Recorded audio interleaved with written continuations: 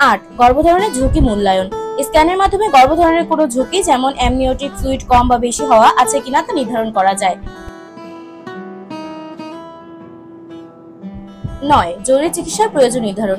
কোনো অস্বাভাবিকতা ধরা পড়লে সময়মতো চিকিৎসা শুরু করা যায়।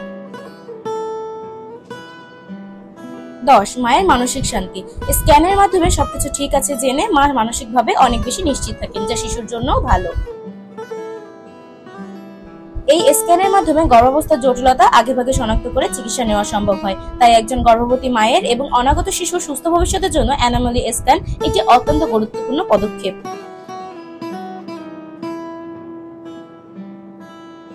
উপসংহার: গর্ভকালীন স্ক্যানে কেবল শিশুর ছবি দেখার মাধ্যম নয়, বরং এটি মায়ের ও শিশুর সুস্থতা রক্ষা করার একটি গুরুত্বপূর্ণ চিকিৎসা প্রক্রিয়া। তাই নিয়মিত অ্যান্টেনাটাল স্ক্যান করানো প্রতিটি গর্ভবতী নারীর জন্য অপরিহার্য।